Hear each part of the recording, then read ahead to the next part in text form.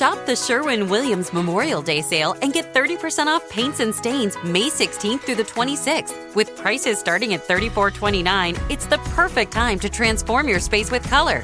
Whether you're looking to revamp your bedroom, living room, or home office, we have you covered with bold hues, soothing neutrals, and everything in between. Shop the sale online or visit your neighborhood Sherwin-Williams store. Click the banner to learn more. Retail sales only. Some exclusions apply. See store for details.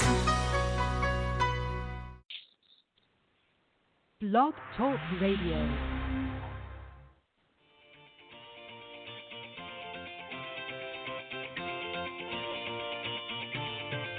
Good evening and welcome to Golf Talk Live. I'm your host, Ted Odorico, broadcasting live every Thursday, 6 to 8 p.m. Central from Panama City Beach, Florida, home of the world's most beautiful beaches. I want to take this opportunity to thank everyone for joining me on my weekly broadcast. Every week, I'll feature some of the best instructors, coaches, authors, and entrepreneurs in the golf business today. I begin with a great discussion on Coach's Corner, followed by an insightful interview with my special guest. So let's get started by introducing tonight's Coach's Corner panel.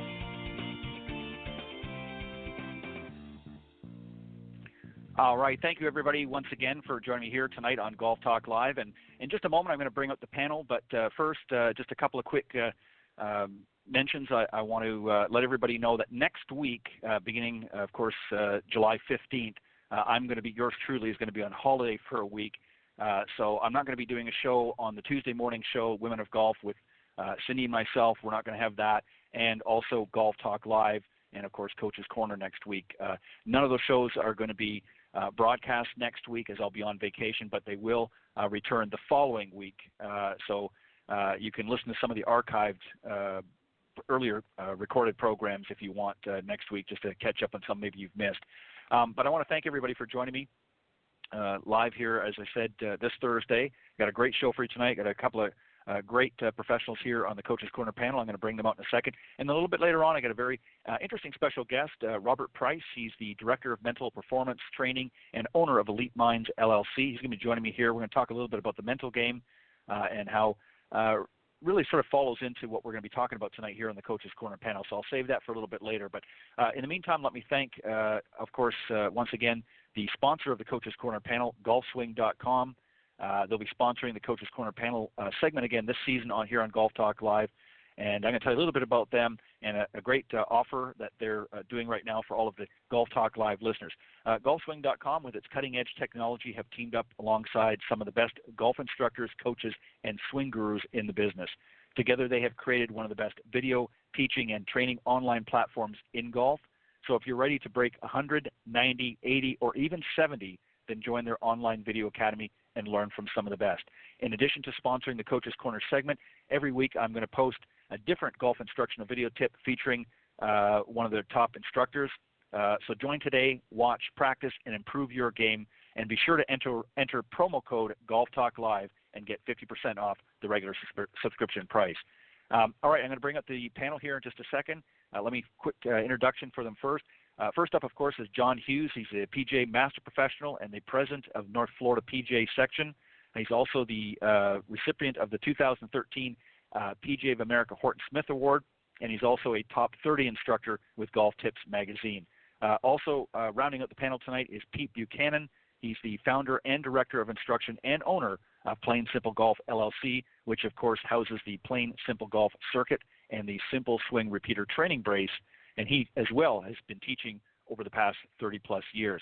Guys, welcome to Coach's Corner. Thanks, Ted. Good to be here. All right, appreciate it, guys. All right, I sort of dropped a little hint. We're going to be talking about something here tonight on Coach's Corner, and then coincidentally, we're going to talk a little bit about, or at least I am, with my special guest, Robert Price, a little bit later on in the guest interview section. We're going to talk about here on Coach's Corner tonight, identifying a champion and helping them reach their potential. So what I first want to do before we get into the meat of the discussion, if you will, I want to get from both of you what you perceive or what you believe qualifies as a champion. And, of course, I'm talking about golf here. So, Pete, I'm going to start with you tonight just for something different, and then John. Give me your views or thoughts on what you perceive a champion to be. Well, that's sort of a loaded question a little bit. It's kind of broad, but to me, I think a champion is somebody who's very well rounded, someone who has a good head on their shoulders, can handle any situations, eager to work, really wants to be there, has bought into, what's going on around them, not only from golf instruction, but everything else. And basically is just a person that's really eager to take advantage of the opportunities they've been given and, really put forth the effort and the work to get themselves to where not only they want to go, but where us as coaches believe they can go. So, I've met a lot of kids that, are close, but in some way or form, they don't buy into the whole system, or they just don't have, the work ethic. So they get close, but they can't get all the way there. But I think it's really a total package is really looking at, champions overall and really just be a very well-rounded person as well as a golfer. Right. Well said. And as we unpack this Coach's Corner, I think you're going to find, Pete, that a lot of the things that you just said are going to be in our discussion tonight. John, what about you? I know you probably concur with a lot of what Pete said, but what are your thoughts? Who, in your mind, qualifies as a champion? I concur with Pete. I've been around a lot of champions throughout my life with golf and other sports, and there's some characteristics that most champions have that the wannabes don't. And I'm going to say it a little bit different than Pete did. They want the ball when it counts. They want to be there as the clock is ticking down. They want to make that last shot. They want to make that last putt. The pressure that they practice under is superfluous to anybody else that may surround a champion. Their work ethic is much different. Their outlook on not only the sport they're in, but their life in general is much, much different. It's not only organized, it's very driven, it's very productive, not only to the means of the end of winning the championship, but propelling them beyond the norm. Average is not good enough for them. Above average isn't good enough for them. Top 5% is not good enough for them. It's beyond being the 1%, and they're doing everything possible every day, almost every waking minute, to achieve that top percentage. And they're never. The other thing that to me that marks a champion, the ones that I've really enjoyed being around, is they're willing to pull you along and take you for the ride with them. The ones that sort of push you behind, give you the Heisman, and always give you the Heisman, those typically are not the true champions. When they fall, they take a massive fall. The ones that pull you along, you would not only enjoy the ride, you get to see the inner workings of the champion, of what they do, the little details that set them apart. And when their time as champions are done, no one ever doubts it, because they find a way, whether organically or not, to maintain that level of consistency. Right. Well said. You're both exactly spot on with a lot of the points that you both made. I'm going to, again, as I said, I'm going to unpack it a little bit here, and we're going to talk about these specific things. I'm going to give you 4 key factors really to look for in a champion. And this is not just for golf instructors that may be tuning into the program, but for even parents or siblings and that things that you want to identify in a champion. And there's about 4 of them here. There's obviously, I'm sure, more of them, but these are 4 that I've clearly identified that I feel that if you look at some of the champions that are out there, and I'll name a few in golf over the years, you'll see a lot of these characteristics. Tiger Woods, most notably, even Jack Nicklaus in many ways. and some of the other great champions over the years. And some of the key factors are the following: easily adapts to change. Champions are good at all parts of their game. Strong commitment to practice, willingness or sacrifice to put in time to achieve their goals, and a mental game that can overcome extreme challenges. So I want to talk a little bit more about each of these guys. And John, I'm going to go with you first. And the reason I wanted to mention them because I think these are important factors that clearly set a champion apart from just a good golfer. Good golfers certainly will make change and things like that, but I think a champion golfer will make the necessary change and adapt to those changes when it's critical in their game, and I think that's why they're continually evolving. So is that an important step, do you think, for a champion to be able to adapt to those changes as they may come? I like the term you used, Ted, evolve or evolution. All champions evolve. When you look at the career of a Tiger Woods and you go back to when he's on Mike Douglas and what he did then and the characteristics of leadership that he showed then, not only of himself, but of how he was going to get things done. That evolved over the years, and I think over the past couple of years you've seen another evolution of Tiger.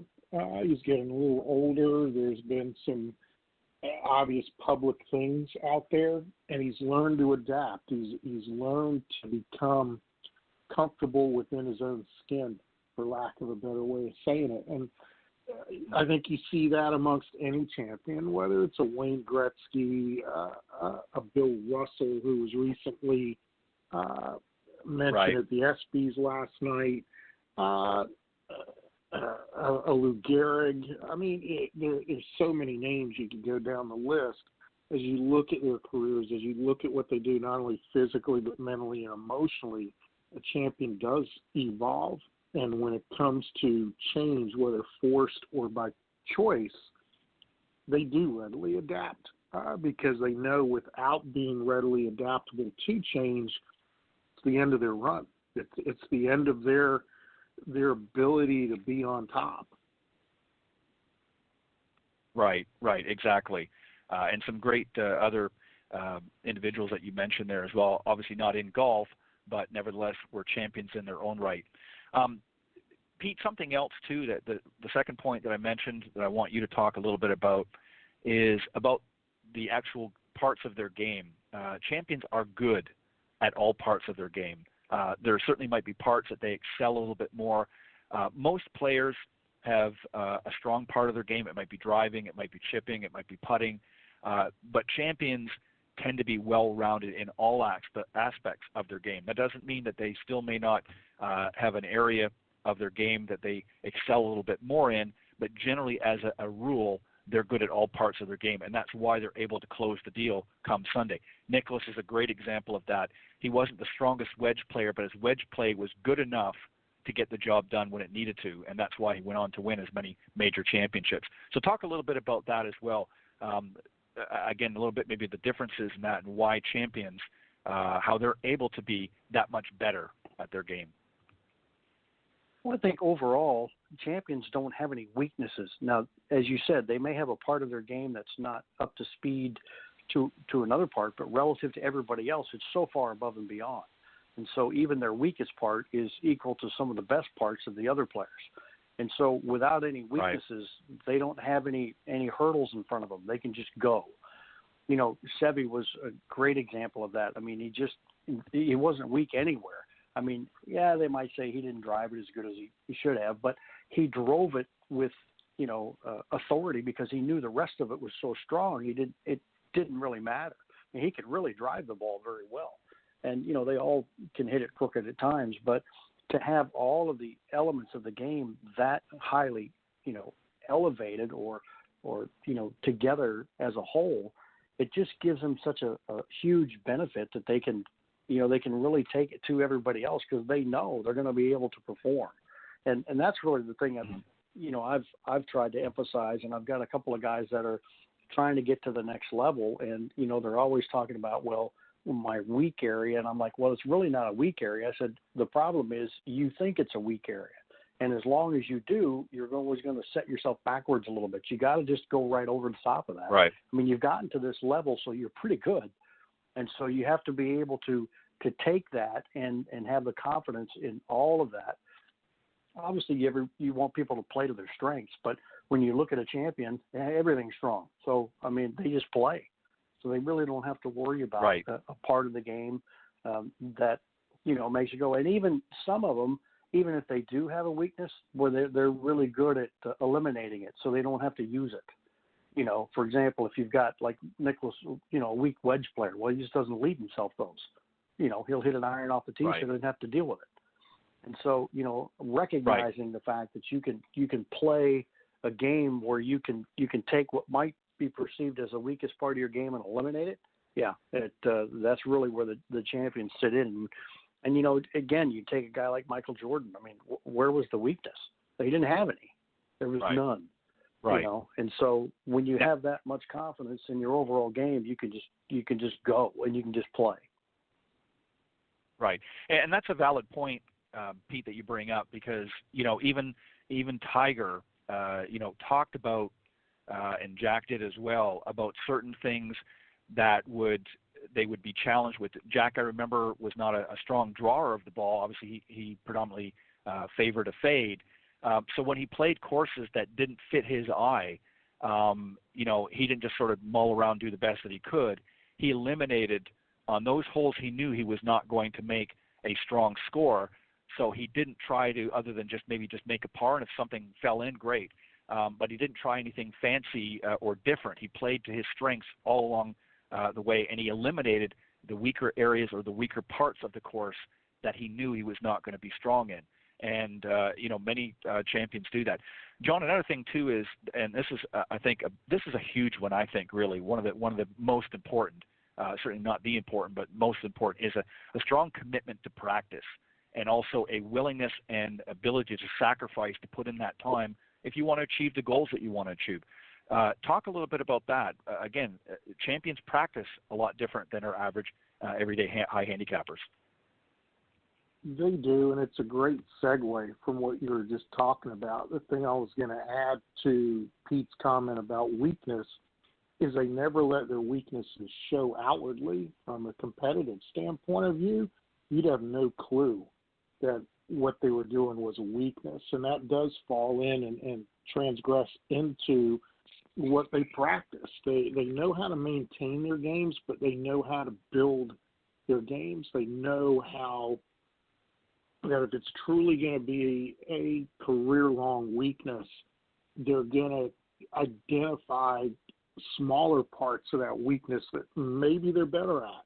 And that's what they're going to try to do when forced into that weakness.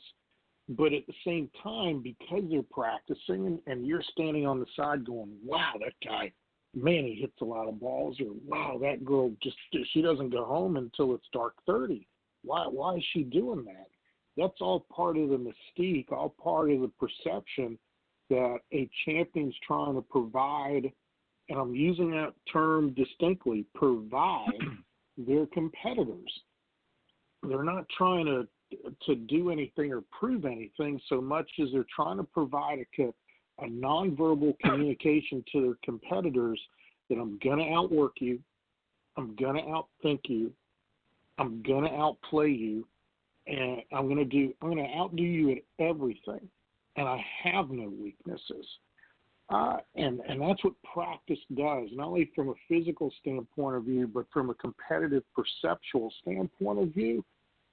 Think about any champion. As we were talking about Michael Jordan, what weaknesses did he have? If you were to ask him, I bet you he could list 3 or 4, but he never gave it away while he was competing. But those were the things.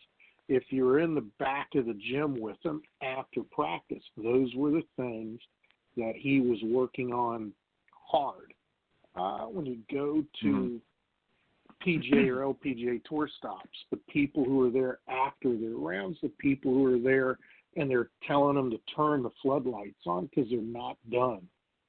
Those are the champions. Hogan stands out, a story told to me by a lot of people who witnessed this firsthand was Hogan asking people in the pub to turn their car lights onto the green because he wasn't done putting, and he bought everybody in the pub a beer, and that's what was the perception. Hey, I'm going to outwork you, but I'm going to pay you to outwork you, and the guy ends up winning how many tournaments? I mean, that's a really good example of that.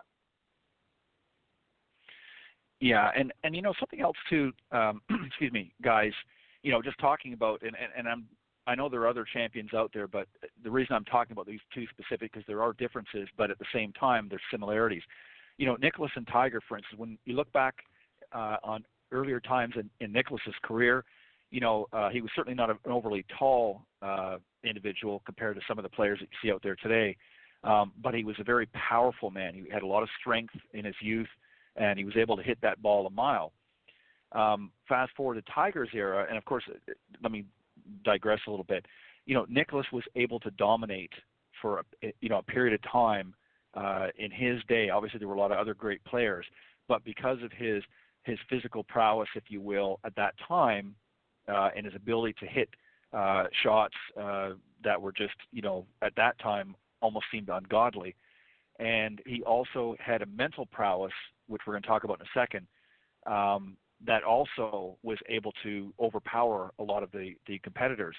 And when you fast forward to Tiger, it was a little bit of a culture shock to a lot of folks out in the golf world, if you will, because when he came out, he was kind of a gangly, tall kid, not really overly powerful, but could maneuver his way around the golf course. And what was interesting, a few years afterwards, after he made his debut in '97, he started really hitting the gym and really started working out. And all of a sudden now you've got this young man who's come out who's, really well built. He's strong. He's, just an athlete now. It's no longer just a golfer. He's an athlete. And he was able to overpower many, many courses. In fact, I can think of a number, including Augusta National, that had to lengthen the golf course just to be able to handle players like Tiger Woods because he was just out driving most of the holes. So, there's obviously changes from Nicklaus's day to Tiger's day, but again, that's what made a champion. And a lot of people that were following, watching the PGA Tour at that time when Tiger came out were in awe of him because he just dominated for such a long period of time. And he was able to overshadow and overpower a lot of the folks. Pete, I want to come back to you on this next one here. And this, I believe, is probably one of the most important, and that is the mental game. A champion, in my opinion, is able to overcome extreme challenges. We've seen it, a good, quick example. We see with Tiger a lot of times, again, earlier on in his career, he was driving the ball left and right all over the place at times and would find himself in what would seem like an awful jam, but he was able to, with his mental game, was able to get out of some of those extreme challenges and extreme positions. Talk about that part of the game a little bit, if you wouldn't mind, Pete, on how that really dictates the difference, again, between a champion and just your everyday player. Well, you've mentioned the two guys, Nicklaus and Tiger. Nobody in golf, except those two, prepared themselves better to play than those two. They got themselves, they knew the course, they prepared on the course, they knew every hole, every shot they were going to try to do, and these guys came to take the golf course apart. And mentally, that's what they did. They prepared themselves so well for what they were going to be up against. And so they knew the situations that could arise. And when you get into those spots where you have to overcome a challenge, they've prepared for those. They know what's coming, and they can get themselves out of them. I heard Tiger once say, he says, you're never out of it, ever. You're never out of it. And, a lot of guys, right. they three-putt the first two holes, and it's like, here we go again. And, you may as well just, tell the caddy, sorry, you're not making any money this week, I'm going home. Because you've just given up. And I see so many of these young guys that give up so quickly when, Tiger's like, so I made 2 bogeys, big deal. I got 16 holes left. Here we go. I know exactly how I'm going to make this up. And I think those two players, and, you could throw Hogan in there. Snead, I don't know enough about Sam Snead. He was just so talented that I think, he didn't have to prepare himself mentally. He was just so good, a talented individual. He could just make it happen. But, I haven't read enough, about his mental prepared game. But I think Hogan and Nicholas and Tiger, those three just, they just got themselves so well prepared for what they were going to do that there really weren't any challenges in their mind when they started. So they were better to adapt to the few that might come up because they were so well prepared to go play. I mean, Firestone, look at Tiger's record at Firestone. I mean, good grief. He just tore that place apart, but he just knew exactly what he wanted to do. And you see these guys, they're playing in a tournament the week before a major and they're hitting squirrely shots on the tournament. And they say, well, what were you doing on 14? He says, well, I'm going to have that shot next week at Augusta, so I was practicing it. And these guys, they do that. And as John said, they're going to outwork you. But I think Tiger and Jack mentally prepared themselves better than any players that have ever gotten into the game. And it just showed. Tiger came out and, I love that interview with Curtis Strange when he first started off, and Tiger said, well, I came out here to win. And he goes, well, you'll learn, and kind of chuckles. Right. And then Tiger goes on and just obliviates the field, But it's that type of mentality and preparedness. I think that those guys were just a step above and beyond everybody else. And so, everybody else is playing for second because those guys were better prepared. Yeah, and I think, a lot of times that confidence that comes with the champion often gets confused with arrogance. It really isn't an arrogance. I think sometimes – I remember, or cockiness. I remember when Tiger, you just point out when he had that interview with Curtis Strange, and a lot of people perceived him at that time. I remember he received a lot of negative media coverage in addition to the positive because of that. People thought he was, coming out, and here's this young kid. As I said, he was kind of scrawny at the time, and they thought he was very cocky and very arrogant and hadn't really proven himself. And then he comes up and just, like a bunt cake whips the field, and he just dominated for a number of years, and people were literally in awe. And it wasn't until everybody else elevated their game that they were able to beat him. There was no magic elixir, if you will, or a magic pill that you could take. They had to elevate their game. They had to bring their game up to Tiger, and that was really when they first started to. Right, exactly. I mean, I can remember him. I think it was at the Buick Open several years back. Again, when he was still in good playing condition. Not that he's not now, but you know what I mean. And he hit an errant tee shot, and he was in behind some trees, and he pulled it. I believe it was a 6-iron, and he just carved that thing around the trees, and it landed about 10 feet from the hole. And it was a thick, gnarly rough, and just not a good lie, and the whole bit. And I mean, he just bent that ball like you wouldn't believe, and it, hit on the green and got up there, like I said, about 10 feet, I think it was. I mean, that was unheard of. Not a lot of players were able to do that, and he got through that rough and with almost like going through butter. So again, you're right. I think the mental preparedness of a lot of these guys, and the other thing too is I think if you really look at their mental preparation, it was not just so much about playing, but how and where they played. They were very particular about the tournaments they played in. They knew what courses played to their strengths, and they avoided tournaments. Obviously, they can't play every single week, a lot of these guys, because it's just a pretty hectic schedule. But, they picked and choose. Obviously, Nicholas went for a lot of the majors. He was going to be in there, and he was certainly going to play in some of the tournaments leading up to it. But there were a lot of other tournaments that he did not play in just because they didn't suit his eye, perhaps, or he just didn't feel that he was going to benefit from playing that week. He didn't play just for the sake of playing. He had a purpose, and that goes back to commitment to practice and so forth as well, and learning and willingness to sacrifice, to put in the time to achieve the goals. When you've got a goal in mind, you've got to make those sacrifices. I want to, John, as we sort of go into the next phase of things, we're going to talk a little bit now about steps that we as coaches, obviously we have the opportunity to work with some maybe some juniors or what have you, and helping your champion. So obviously you identify somebody that you feel has some of those key qualities, key factors that we've been talking about. And John, now we want to help them reach, his or her goals. So first and foremost, sort of piggybacking onto the mental side of things, what can we do to help our champion strengthen their mental game? I think the first and foremost thing is limiting distractions.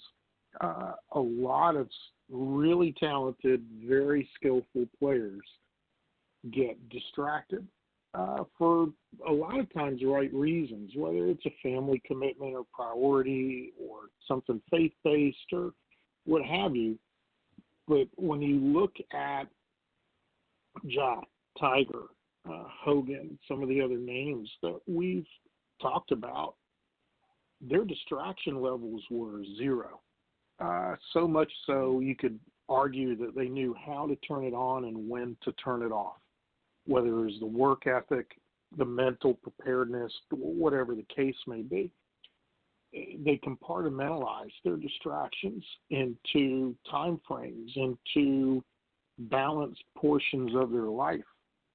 So they could handle those things, whether it's children, friends, social engagements, chores around the house, school. We can keep going and going and going. But each one of those things I listed can be argued as a distraction to a champion. Great champions know how to budget their time. And as a coach, you've got to be able to not necessarily consistently remind a champion of their being distracted so much as hint to them that maybe they're thinking of something, or maybe they're concentrating on something, or maybe they're dwelling on something disproportionate, which becomes a distraction. Maybe they're forgetting what's staring them in the face, whether it's their skills and their strengths or a resource they have just totally forgotten about. So that's probably the first thing I will do when I identify a champion, when a champion identifies him or herself to me, which is another point that we could get into. I'm very right off the bat, hey, let's make sure we're budgeting things correctly so the distractions are few and far between. Yeah, those are some great points, John. You're exactly right. I think it's all, there's so many things really in building a champion, if you will, from their side and also from our side. Quite often we see a lot of really good players, as I think one of you touched on earlier. We see a lot of really good players out there that have got some skill and some talent, but they don't necessarily have all of the key components of becoming a champion. They might certainly win tournaments. We've seen a lot of players like that on the PGA and LPGA Tour. They certainly win some events, but they don't really stand out. And it's not, necessarily, certainly personality sometimes can have something to do with it. But a lot of times it's just, they're a good, strong player, but they're just not a champion, if you will. Certainly in the moment when they win their event, they feel like one, but they're not really to the caliber that we've been talking about here tonight. So, Pete, there's a physical side of things as well, not just the physical fitness side, but also the physical side of the game. Again, we talked about all parts of the game. So what are some key things that do you think as a coach that you want to work with? You've identified a champion in your midst, male or female, doesn't really matter. Talk a little bit about the physical side of things. What are you going to focus on? Because and I want to preface this for just a second. When you look at, again, Tiger as an example, I mean, he worked with a number of, top coaches in the business.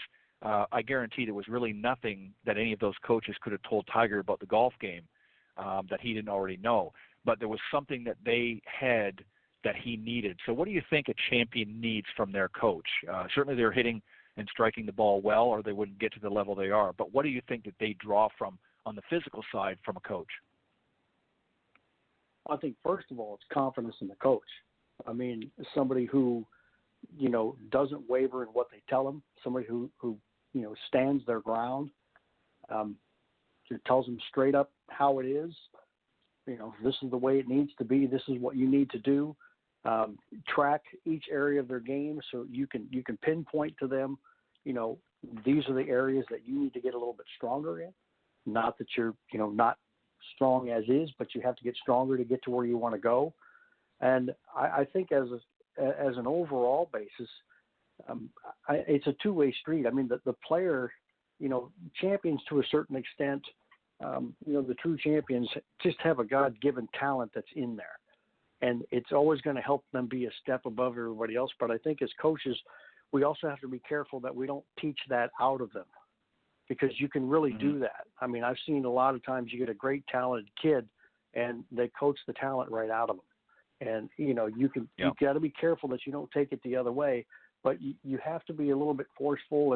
And I tell my players too, I said, look, you've come to me for help, and I can tell you one thing, I'm not going to back down. You can do whatever you want to do, but I'm not backing down, because I know what it takes to get you to where you need to go.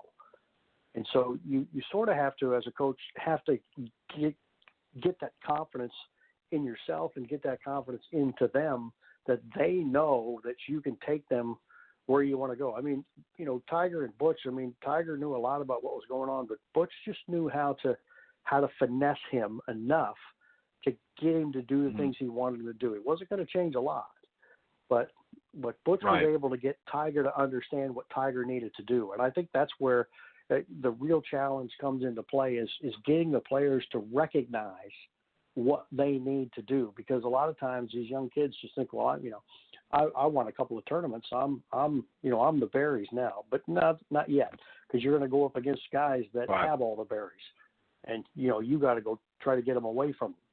And so you have to be able to get them in a way to understand what they need to do in the most positive way, and get them to recognize not only what they need to work on, but how to work on it. And, there's a big difference there. They have to understand, cause and effect. They have to understand, what's going on. And I love what John was talking about with distractions, because there's so many kids today. I mean, they have a distraction in their pocket. I mean, that thing can distract them for no end. I mean, and I always tell them when they come to me, give me your phone. What do you mean? Give it to me. I'm going to put it over here till we're done. I don't want you getting distracted. We got something we got to work on here.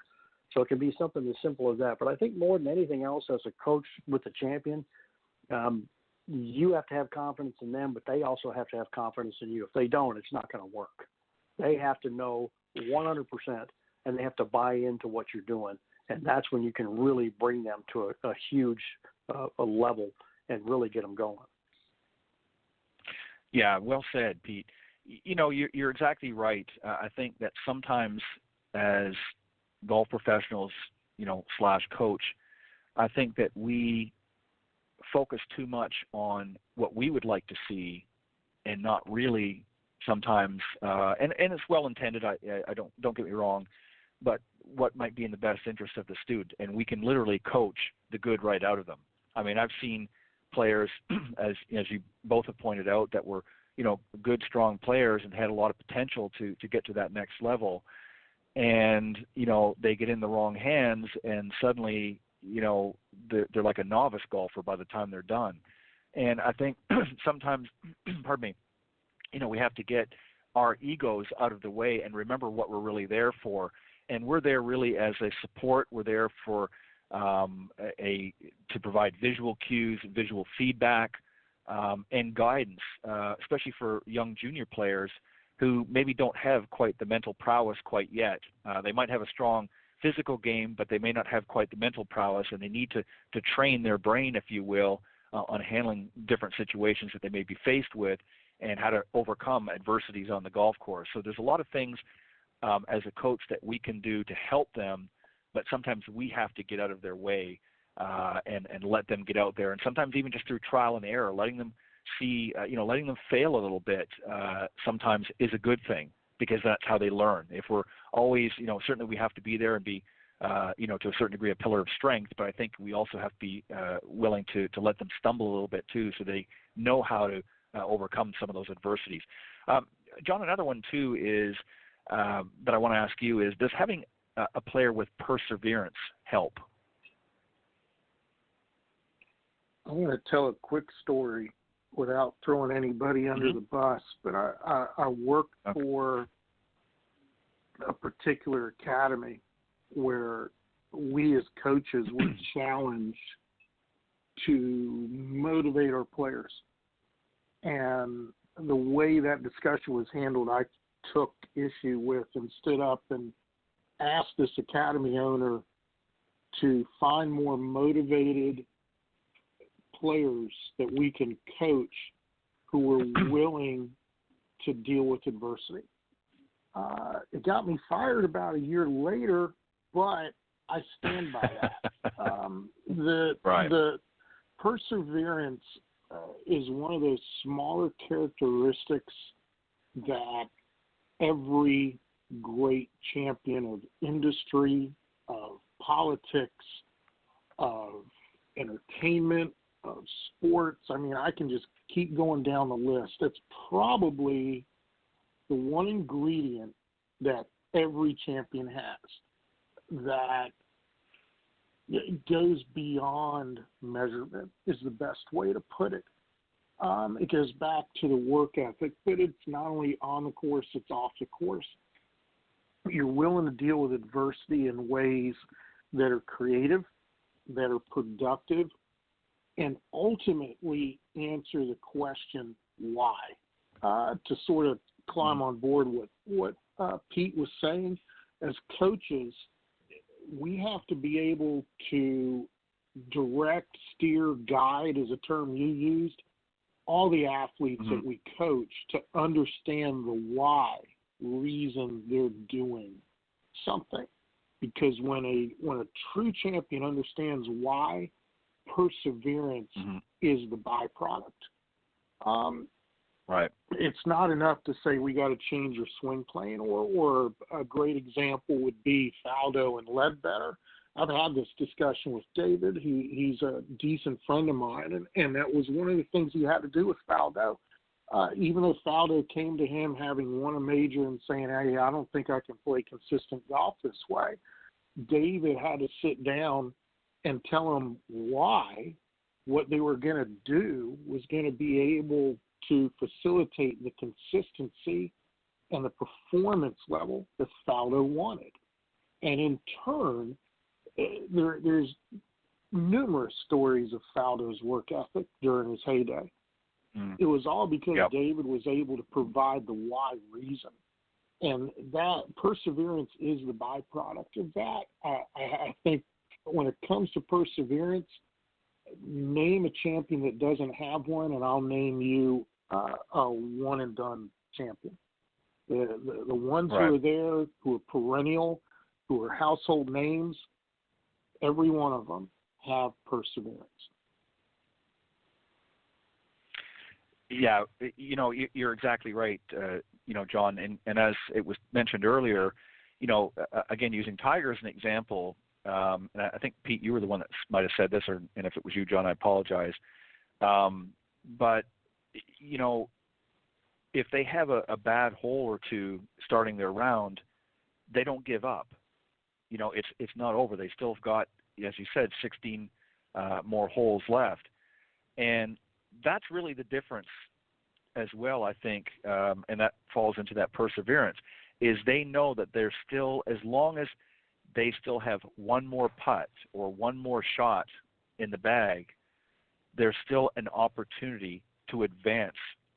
And a lot of our high handicappers particularly get into that trap of when they start struggling or having difficulty out in the golf course, that's it, they're done. They give up, they just go through the motion, they'll hit a shot and whatever, but their heart, their mind, their soul is no longer in it.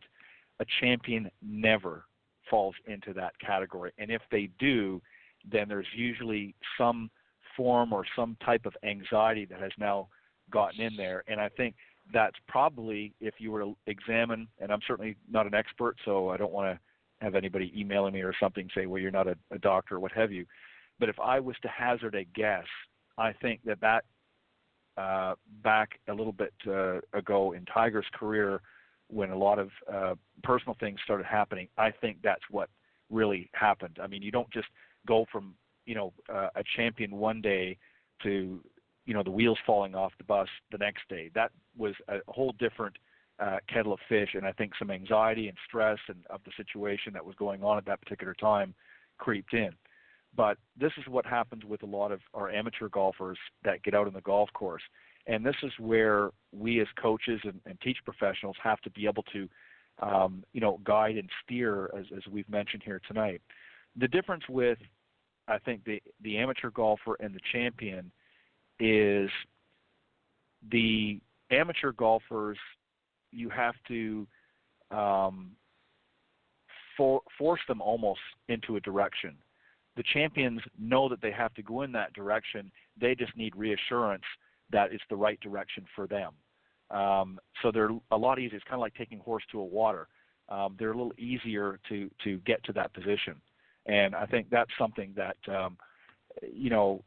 really differentiates, I think, the two, is that aspect. And perseverance, as you pointed out, John, is a big thing. I'm going to give you guys just a minute or two if there's any other thoughts or points that you want to make in helping a champion reach their potential. Pete, I'm going to let you go first, and then John. Well, I think first and foremost, I think it's, to me, it always has to be, I always call it a little bit of a crowd mentality. You have to surround yourself with people who are going to give you the opportunity to get to go where you want to go. And if there are those people in that little crowd or in that circle that are a negative aspect, you got to figure out how to eliminate that.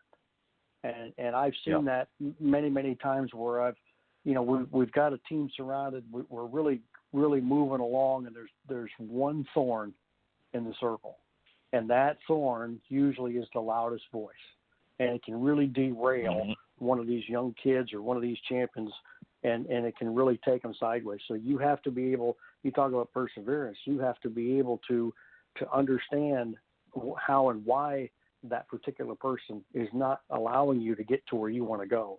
So I think from an overall standpoint, I always like to look to see, who's around them and who's helping them. And honestly, if we're going to be straight up, a lot of times it's the parents. There's an LPGA person out there. I'm not going to say a name, but everybody knows who it is. Right. As a youngster, was phenomenal, and now can't even play anymore. And it's one of the saddest stories I think that's ever been. The talent was totally coached out of her, and I don't think it was the coaches as much as it was the parents. And so you can have an atmosphere that can be totally destructive. And so you really have to, if you really want to make this happen, you have to have people around you that's going to allow you to do what you want to do. And, it's as hard as it is sometimes, some of those may have to be eliminated.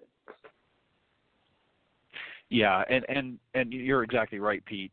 I think having a good, strong support system, it's not, there's a lot of other key, especially in this day and age with the level of champions that we have. And, even in golf, I mean, it's almost like an entourage.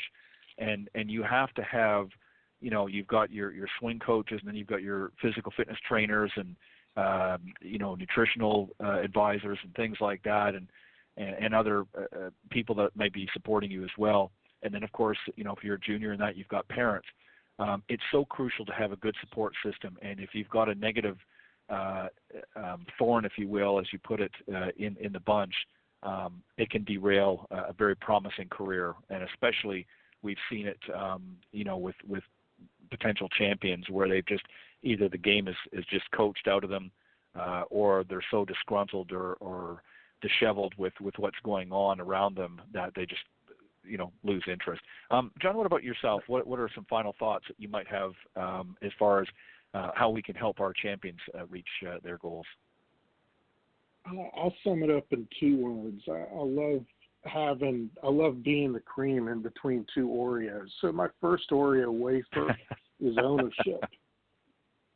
When you really sum up everything we've spoken about, ownership is one word that describes it all.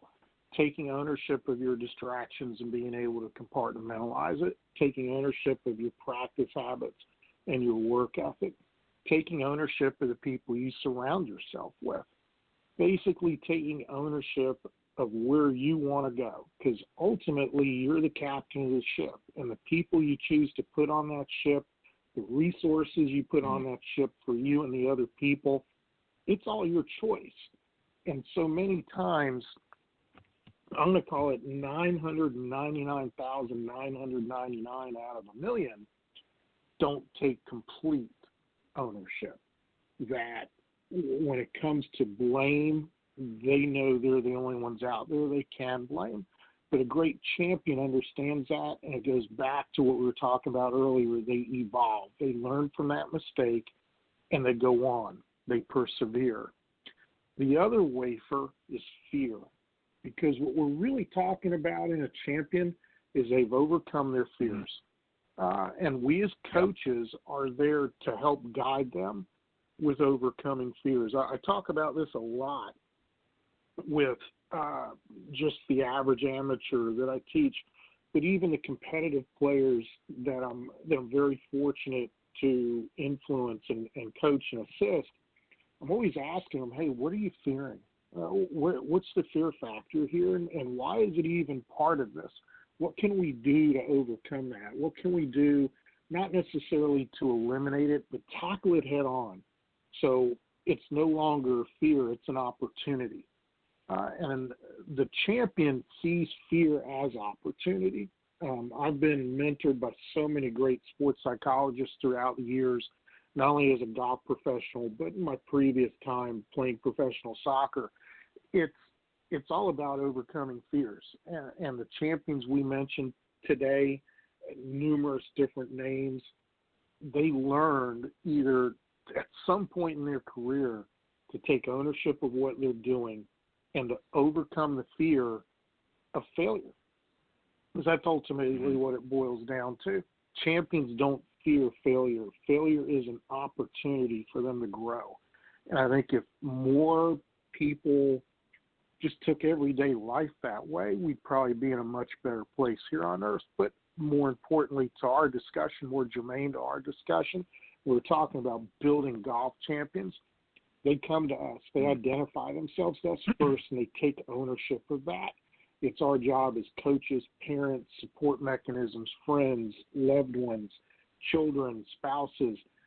We're there to make sure that we're doing everything we possibly can for that champion to understand there are no fears, there's opportunities. Right. Well said. Great way to end the segment. Thank you, John, for that. Well, guys, again, I want to thank you very much for joining me tonight on Coach's Corner. It's a very interesting discussion tonight. I really enjoyed it, and I think it's an area that doesn't get really talked about a lot in the golfing world. We hear about champions, we hear about certain things, their mindset, but really some of the meat and potatoes, if you will, of what really goes into a champion, and from their perspective and also from the coach's perspective. So John and Pete, thank you very much for that. And as always, I'm going to give you a moment to let the folks know if they want to reach out, what the best way to do that. Pete, I'm going to let you go first, and then John. Sure. Thanks again, Ted. And John, it's always great being on with you. I really enjoyed the discussions. They can reach me at plainsimplegolf.com, and the plain is PLANE. All my contact information is out there, Facebook, Twitter, Instagram, all those things are out there. And, if you have any questions about anything, I've got the Simple Swing Repeater Training Brace, which is, really something that's really helped a lot of golfers. So if you have any questions about anything, don't hesitate to send me a note, and we'll go from there.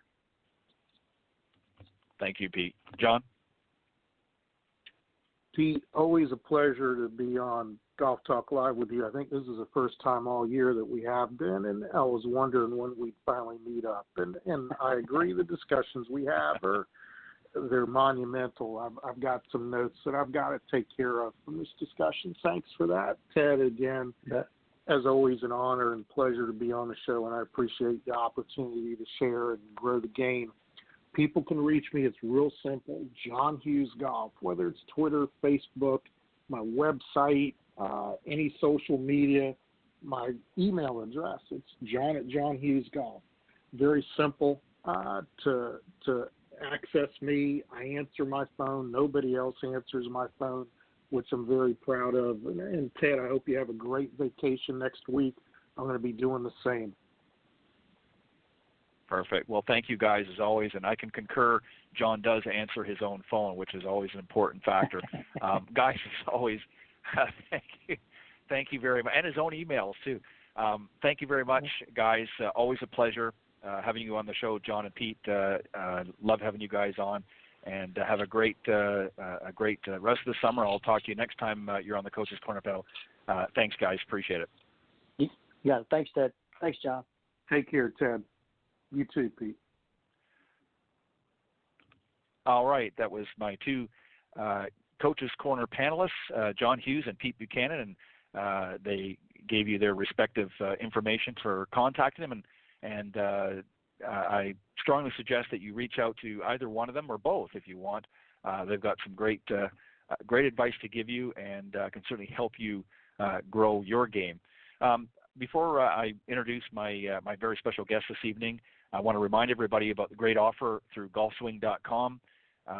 You can go on to, after the show, go on to golfswing.com and join their online video training academy. And in the meantime, here's a little bit more about tonight's sponsor, golfswing.com. Are you finally ready to improve your golf game? Golfswing.com is changing the way golfers learn online. With the largest collection of golf training programs and drills on the planet, golfswing.com can help you improve every part of your game. Whether you want to gain more distance, hit it closer, or just sink more putts, golfswing.com's staff of world-class coaches can help you gain the results you need. Watch unlimited videos on any device from anywhere in the world and start playing better, scoring lower, having more fun, and saving money. Get your fix on demand at golfswing.com. All right. Don't forget, after the show, go to golfswing.com and sign up there with their online video academy. Enter the promo code Golf Talk Live and get 50% off the subscription price. It's a great deal for all of the Golf Talk Live listeners. All right, tonight's special guest, I'm very excited, kind of a follow, if you will, to tonight's discussion on Coach's Corner panel. We talked about really not only building a champion, identifying a champion, if you will, and some of the key factors and characteristics that one might find.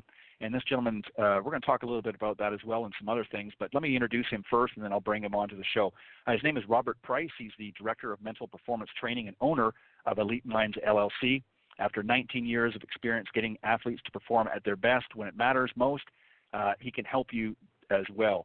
I have created the Tour Pros mental playbook, if you will, that helps golfers decrease scores by an average of 3 shots a round, which makes golf more enjoyable, and now golfers can turn their potential into reality. The Tour players have a team of experts, and Robert has seen success of his clients as well when he's on their team. They typically help golfers right after they decide that they want a lot more out of their golf games. He, as I mentioned, is the owner of Elite Minds, LLC, which is a mental performance consulting service that promotes professionals exceeding their potential in every field of human endeavor. This is accomplished through proven mental skill techniques that will lead the professional to more consistent performances, even in the face of adversity. He understands how to get the brain and body working together as a team. He founded Elite Minds in 2000 as a graduate student and has created successful inroads since for hundreds of clients. He's an expert applying scientific mental skills and techniques that cultivate the mental and emotional strength necessary to thrive in an area of overwhelming demands and persistent conflict. Elite Minds has worked with a wide variety of clients in various settings, including many of the soldiers, NBA, NFL, USL, PGA, and NCAA athletes, just to name a few. So let me bring on my very special guest tonight, Robert Price. Good evening, Robert. Welcome to Golf Talk Live. Hey, Ted. How are you doing? How are you doing? Pleasure. I'm doing fantastic. I appreciate I'm glad it. to be on the show. Well, I'm very excited to have you as well. And I had to stop reading because you've got so many great accolades there. I would have taken up most of our time, so I might slip a few more in here as we go along. But welcome to the show, and I'm really excited to have you for a couple of reasons. Obviously, I know you're going to be a great guest, and you've got a great really service, if you will, that you provide to many aspects of the professional world, not just, as I mentioned, to golf, but also you've done work with those in the NBA and NFL and many other top athletes. But we talked about earlier on the Coach's Corner panel, which is the segment that preceded you, about really identifying a champion and helping them as a coach to reach some of their goals and dreams, if you will. But before I do that and we get into some of that discussion, I want you to talk a little bit about your introduction to golf. Sure. My introduction to golf is actually probably a little different than most. My lovely bride and my father-in-law, he is an avid golfer. And so upon meeting my wife's dad, he asked almost the second question, I do believe, was, do I play golf? And I was like, if I get to date your daughter, I play golf, right? So that was kind of my introduction to the sport, was through him. I think so from that point on, he gave me some clubs. I looked at them. I didn't know how cool they were at the time until I took them to the range and started actually practicing. So my first set of clubs were Titleist DCIs, and so people thought I was really good, and I had no idea why. And now I know as I've gotten into the game a little bit more. Right. That's a very interesting approach to getting into golf. You know, I laugh because, you know, you're exactly right. It is kind of an unusual introduction to golf, but it was a smart choice, I'm sure, on your part. You obviously are now engaged.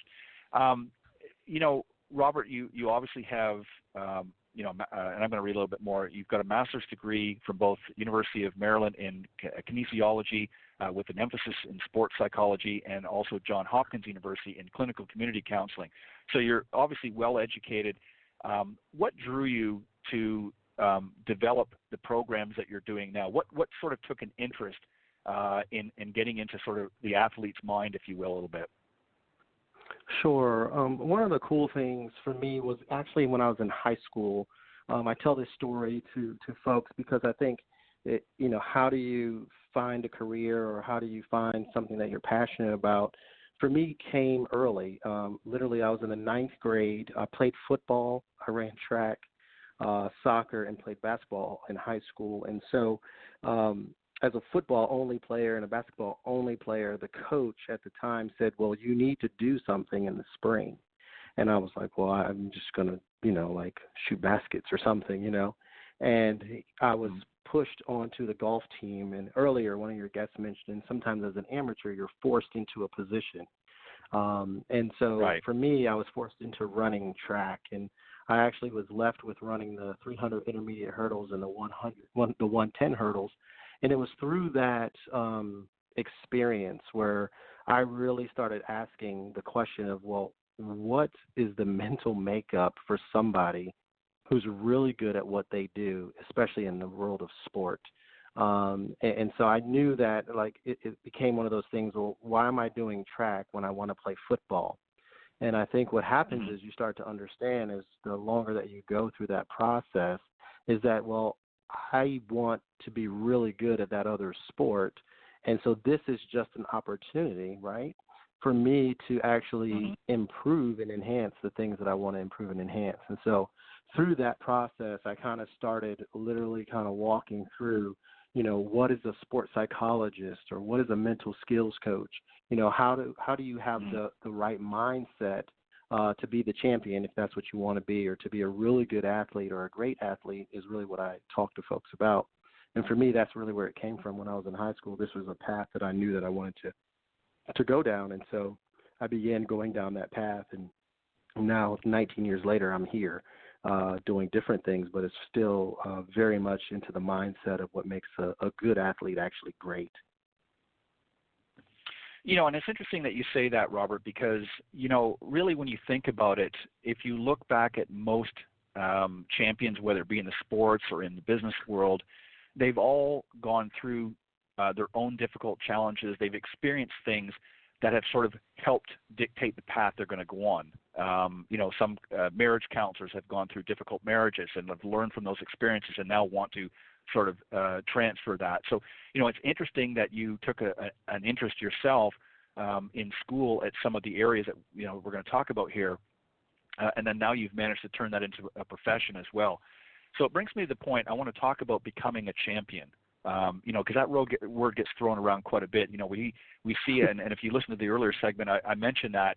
We see a lot of great players. I'm going to obviously focus on the tours here for now, just because it is a golf program. But feel free to throw any other analogies of other sports if you want. But in golf, we always hear, well, so and so won this tournament, and so they're a champion, and they certainly are in their own right. But there is a difference when you look at people like Tiger and you look at people like Jack Nicklaus and some of the other true champions, in my opinion. There is a much difference. So my question to you is this: how much is God-given talent, and how much is through hard work, grit, and determination? Well, it's actually a fairly easy answer to the question, because if you look at the tour, any tour, literally, Latin American, Korn Ferry now, Webb, you look at Asian Tour, you look at McKenzie in Canada, and you look at the Big Show. Right. I've kind of been around all those tours. Every one of those athletes can do pretty much the exact same thing. And when you're around that talent pool, what you hear the most is that it's between the wonderful two ears, those 6 inches that make and separate you from your peer. And I see it in junior golf and in college golf as well. And the cool thing that I did listen to the segment a little earlier, just so that I can make sure that I wanted to touch on some of those points, is that the difference for me is people talk about the champion and when they're really just talking about a winner. And there is a difference between who a champion is and a winner.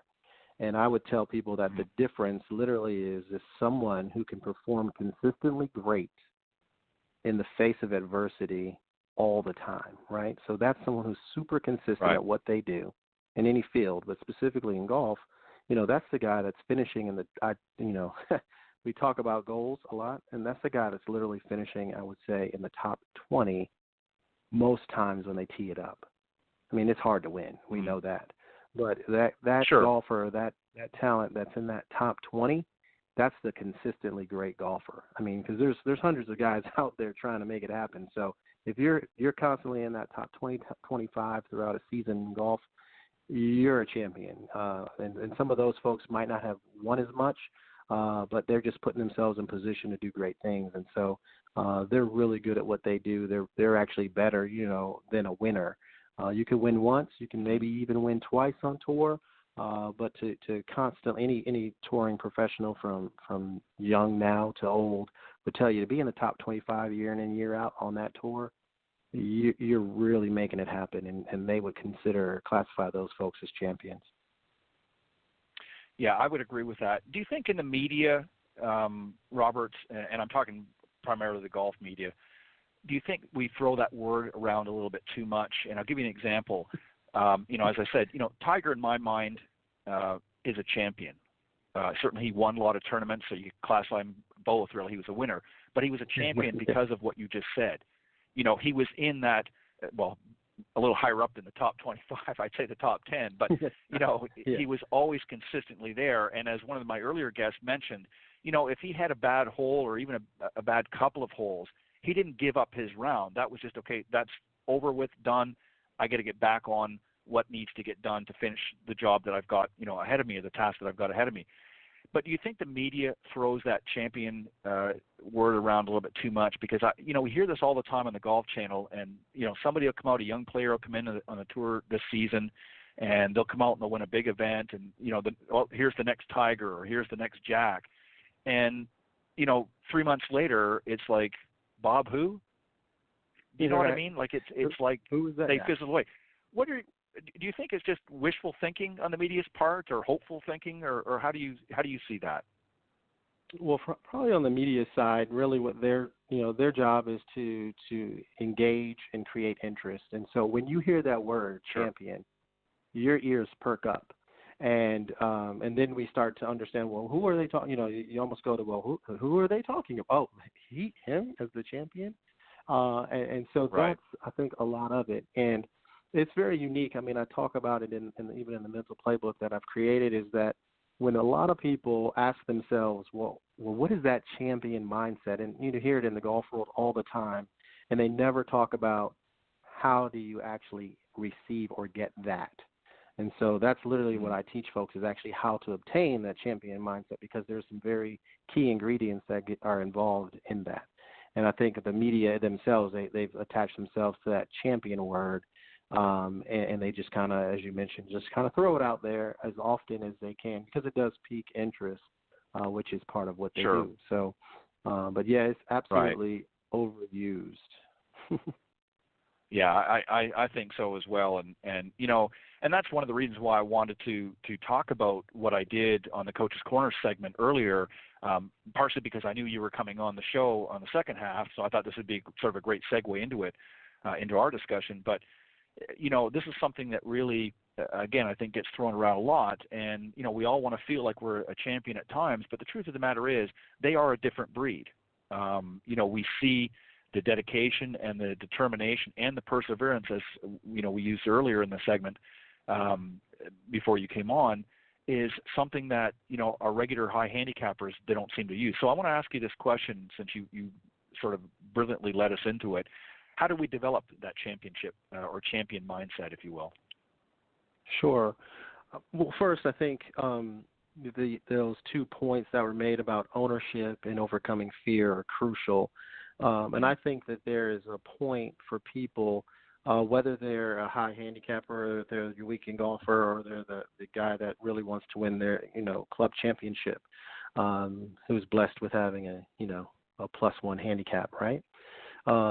I think all of the skills that are involved in the champion mindset can be taught.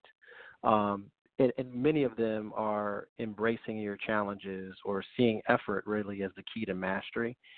Persisting in the face of setbacks, which talks about perseverance, and then learning from criticism, whether it's good or bad or indifferent, but really understanding what that criticism is about. And that's really having a really good coach. And then I always talk about actually feeling inspired by the success of other people. And Carol Dweck has done this work, and she's talked through what these 2 mindsets are, whether it's a fixed mindset that you might have or a champion mindset or a growth mindset. But these qualities are the qualities that when we are talking about what makes a champion, they're present. And you can look at any one of those champions that you mentioned earlier and really see that this is exactly the things, the ingredients that they have. And then there's level or varying levels of each of those. But that's how I think when you are trying to teach these or allow someone to have this, you're going to see the difference, right, if you're working with a professional versus if you're working with a guy that is either even learning the game or somebody who plays on the weekends. But they can all have these qualities, and now we take those qualities and actually, you know, if the guy is a professional, it's easy to take these qualities and make them better. And it's that way for everyone. There's a varying level of these things, but these are the ingredients that go with it. Right. And you know, I think, again, for a lot of folks out there that, you know, I'm sure listening tonight, are probably thinking, you know, I know somebody that kind of fits in that bill. You know, I know somebody, boy, they've got a fantastic game, and in my mind, they're a champion, but it may not necessarily be the case. And I think sometimes, you know, as we both have mentioned, that word sometimes gets thrown around a little bit too much. And obviously the mental side of the game is critical. I mean, you can have, I mean, we've seen, I can name you probably 30 players on the PGA that have phenomenal ball striking abilities, but you never see them in the winner's circle, or certainly not very often. So obviously the mental side of the game is something that, as we mentioned in our first part of the show, you know, with Jack and Tiger particularly, we're 2 of the best, if not the best, in the game thus far. So if golf is, if some percentage, if you will, is mental, then why do we spend so much time as golfers on the physical part of the game? How do we go about training? Why don't we train the brain and getting it fit, if you will, to be able to handle situations better on the course? Well, that's really, you know, an age-old question. If we can answer that, I'd be, you know, extremely excited. But I think we have the answer because that's what I talk to people about, the clients that I have. Right. And that's actually really the reason why I created the playbook, because I'll share with you a little bit of the story around it is working with a couple of professional golfers. They, one golfer, he asked for the notes of what we talked about right after the session, and I had another golfer who asked for the notes before the session. So I would basically be crafting, and these things are, things that I didn't just create or make up the day before those sessions. And so there was plenty of research and information that I was using and gleaning on with experience. And so I started actually putting together slides, if you will, or notes about what we were talking about. And one of the golfers mentioned to me, he's like, Robert, these are things that all golfers, not just high-level golfers, need. And so because, as we often talk about, I often ask people, you believe that golf, there is a portion or percentage of golf being mental. It could be 10 to 90 for some. And what I always share with folks is that whatever the percentage is, if you choose not to train that percentage, then you're leaving that much to chance. Right. So a professional golfer is not going to leave 90% of their game to chance. They don't want to leave 1% of their game to chance. And so that's where I think the differences are. And there's still obviously some stigmas around receiving, assistance from a mental skills coach or performance coach that deals with mental performance or mental toughness sometimes. And so I think that there's still that, but there's this understanding, I think, where I work a lot with getting coaches, PGA professionals, to also see the benefit of having the expert.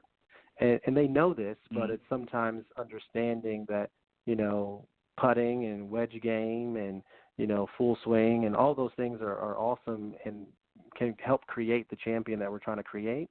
But then there's always this other piece that can actually be deliberately trained by a professional. And whether it's myself or others out there that do this work, we know that there's a science behind what we do as well.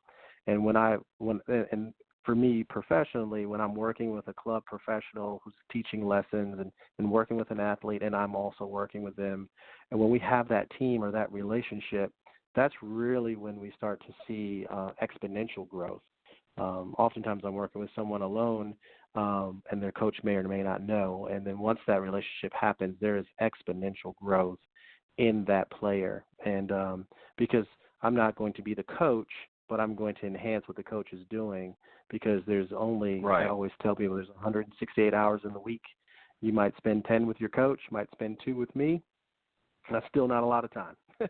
So we really trying to hone in on those pieces. But I think that's really where folks just fall a little short on training the brain and really working through how to employ somebody like myself to help them, work on their mental game, if it means that much to them, or if it's that big of a part of their golf game, which it is for everyone. I play the game, so I know that there is every piece and part of it is a mental grind, if you will, sometimes. Yeah, I think you're exactly right, Robert. I think a lot of folks out there put too much emphasis on the physical part of the game. Obviously, it is important. You need to be able to strike the ball well, but I've seen some players that were not the best ball strikers in the world, but had a very strong mental approach to the game and could certainly win. I mean, I look at somebody like Lee Trevino as an example. I mean, when you look at him, he had a very unorthodox looking swing by today's standards, and he certainly joked around, but there was a mental strength that he had that a lot of people probably didn't realize. He knew what he needed to do. And I've always equated this, and I might be wrong, so feel free to jump in. You're permitted to say that the host is wrong, so don't feel bad if you do. But I've always looked at it that, it's like a filing system, the brain. And I think folks that are better organized with their filing system tend to do better in life in general. And I'll give you an example. When you are faced with different challenges in life, and based on the experiences and the knowledge that you've gained, you're able to access that information in order to handle that situation or overcome whatever challenges may come. And I think that people that are very unorganized mentally, just sort of helter-skelter all over the place to find, a solution. And I think, in my opinion, that's what really differentiates a champion from just somebody that maybe can play well or do well in golf, is they're able to organize their thoughts in such a way that when they're faced with those different challenges and adversities, and that's why I think Tiger and Jack were so good. I mean, because there were parts of their game that you could look at, as I mentioned earlier in the program. You know, Jack was not the best wedge player. Tiger sometimes sprayed his tee shots all over, but they were able to access the information within their brain to handle that particular situation to move and advance their position. Is that a fairly accurate? I mean, I've dragged it out a little longer than it needed to be, but is that a fairly accurate analogy, do you think? I think so, because one of the things what you do with a fouling system, right, is in your mind you say, well, I need foul that starts with an A. You go to the A's, and you leaf through there, and you pull out what you need. And I share this with people all the time. I think that's actually simplifying the game. And you talk about those two great champions in Tiger and Jack, and you know as well as I know that if I'm Tiger Woods and I spray my tee balls all around, well, when I'm practicing, you know, what's happening, right? I'm spraying tee balls all around. Right. So, and maybe in his practice rounds, maybe he doesn't do that. And I work with juniors around this all the time. And so, but what we know what Tiger is going to do is he's going to pick that tee ball up. And he's going to put it where it actually will end up when he's playing in the tournament, drop it, and play the shot from there. And so what you begin to do is you begin to develop, and I talk to people a lot about how do you develop confidence or how do you build it. Well, now we know that when I put the ball in that particular area, I've hit 7, 8, 9, 10 shots from over there. And this is the type of shot that I need to hit from this particular lie or this particular area to get to that portion of the green. And so you can do that. You can create that mindset for yourself, even if you're a recreational golfer, right? There's certain things that you know right offhand where you're going to struggle. And so you go to those areas, if you will, to create a level of confidence. And oftentimes I talk about those great champions in golf specifically is we typically take the uncontrollables and make them controllable. And so we might see where other people might be like, wow, this is a situation or circumstance, like you mentioned, where that mental game comes in. We're able to overcome those situations. But those were situations that they had already put themselves into. And so now it's a controlled circumstance. And so that's the shift, I think, sometimes that we have to make for our players, too, is to be able to, if we don't, hire a specialist, then we need to be able to say to ourselves, well, how do I actually put them in these circumstances so where they're able to control the uncontrollable a little bit more or a little bit better? Because then, right, it's not, when you're in that circumstance, there's no high level of anxiety. There actually is no fear.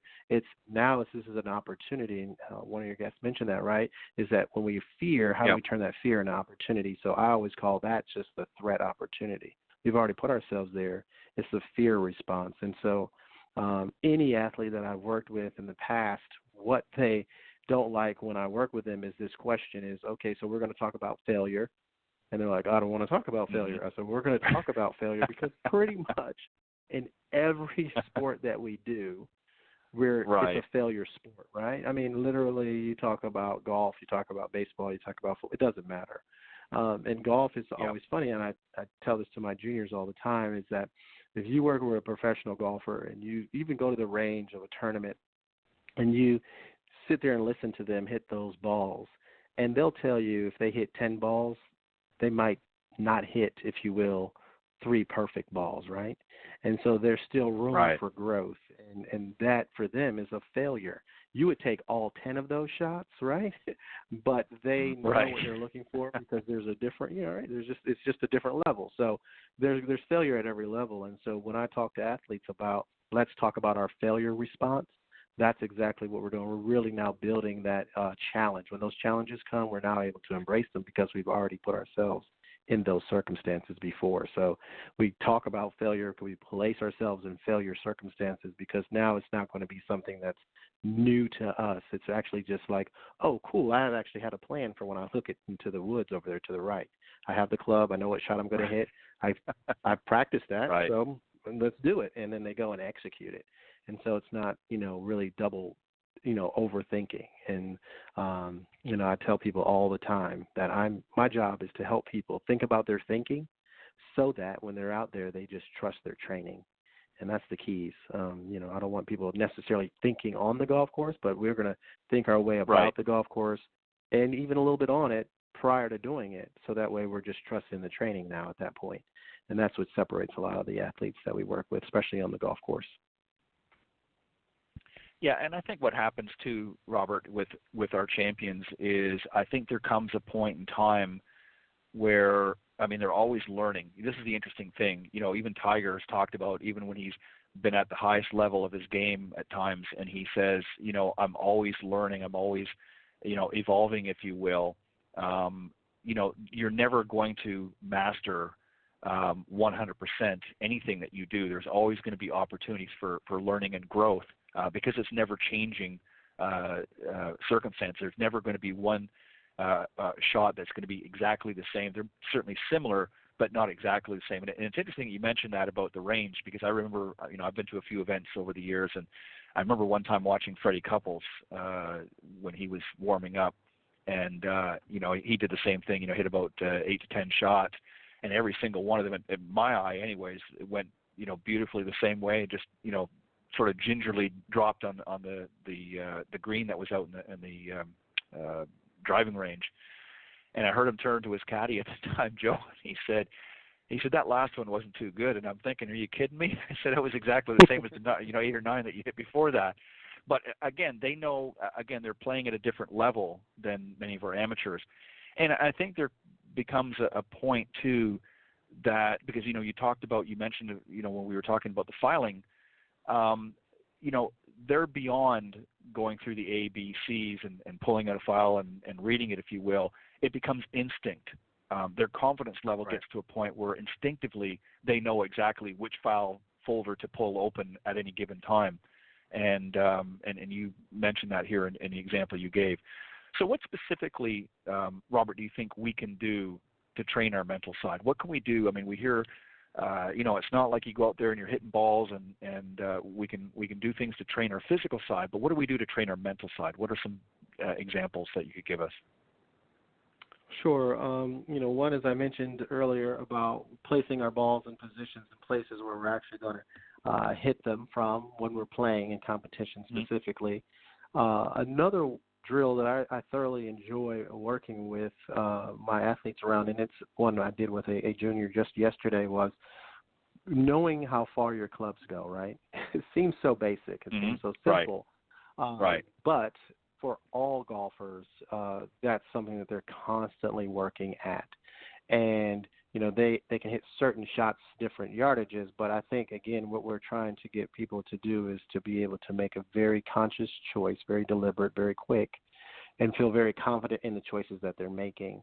And so oftentimes people will give me those ranges of where they hit their clubs, kind of, and I always work with them around, well, let's actually figure it out. And so the only way to do that, I tell people, really is on the golf course. And so it's hard on the range, whether it's because of the types of balls that you have or the targets that you have, the elevations sometimes, the ground that's out there. I mean, those are really challenging circumstances. And so anytime that someone can get on the golf course and drop 5, 6, 7 balls at a particular yardage and figure out, like, wow, that 8-iron really doesn't go 180. Right? Mm-hmm. And then they realize, well, that's actually my, driving iron or whatever it might be. And so I think then they begin the light really turns on. And that's one way really to work on that mindset and really start working on that mental game. And then just recognizing, I think, the easiest way is to acknowledge not only is there a percentage of my game that's actually mental, but I often really talk through about how do you develop confidence and where does that actually even come from. And you talked a little bit earlier, too, about the difference between confidence versus arrogance, and I thought that was great. And realizing, that confidence in and of itself, a lot of people don't believe that it's something that you can build. There is this desire and thought that, well, maybe it's a gift or a talent that we have. And I think there's a point to that, but there is absolutely a way in which we build that, because the things that we think, those are the things that actually drive our feelings and our emotions and the things that our physical state. So they're the consequence driver. So what I always tell people is that if we can actually control a little bit of the things that we think, which we have control over, then we know that we're going to be able to get a certain outcome. And so that's, once we start to at least bring that into some realization, I call it just that, basic self-awareness, then now we can actually begin working on the mental side of things and really understanding, I think, for people that thoughts are things that I can control. And if I can actually control those, then let me actually be proactive in the things that I'm going to think. And so that's the first step to whenever I'm working with particularly a golfer, because once people understand that if I can control the things that I think, yes. And those things that you think, they're absolutely a direct reflection on how you feel and what you do. And so since we know that, right, and we can understand that, then once we make that commitment to changing what we think, that's the like first piece. That's like, okay, wow, now we're working on the percentage that we need to be working on. So once we realize that thoughts absolutely matter, now we're on to something. And I think that's the kind of first steps that I walk people through. And then even walking through that with, teaching pros to make sure that they're teaching that to their students that they're working with, because that's the first key to having a strong mental game, is actually knowing that the things that I think I control and that they matter, and I can actually create thoughts that are going to actually get me to a certain result. And you kind of touched on this without actually coming out and saying it, but emotions obviously are a big factor as well. We see a lot of players, even top level players, that when their emotions get out of check, their game will actually start to falter a little bit. We've seen it over the years where a player's leading a tournament, something will happen, and mentally, they will almost derail their entire game. Apart. I mean, I've seen it. Right, exactly. And so obviously, through what you've been working on over the years, nearly 2 decades, that's a factor too that you touch on, I'm sure, quite a bit with players and your particularly your junior athletes, because they're still working with developing minds, that their emotions play a key role as well, correct? Absolutely. And some of those players on tour that we see that are emotional, when I think about it, I always tell people, I said, well, how old really is that guy? He's 22. Right. So it's like, oh, makes sense, right? So there's still that, right.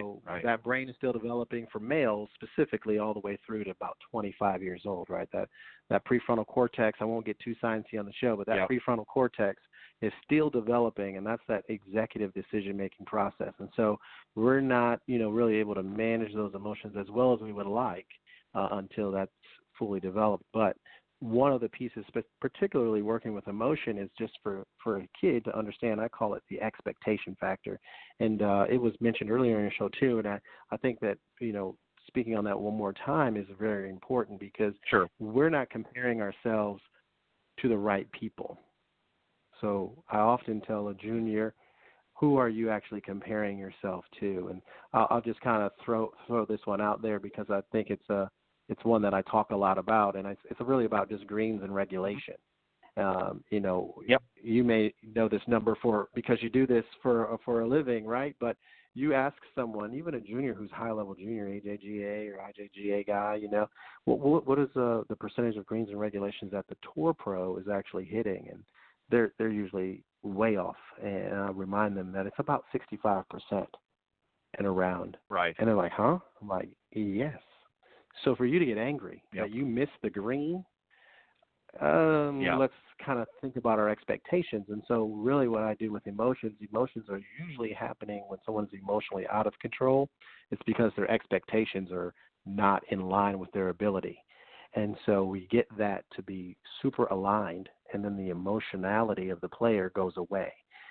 They're still fiery, or they're still where they need to be, but now they're fiery for the right reason.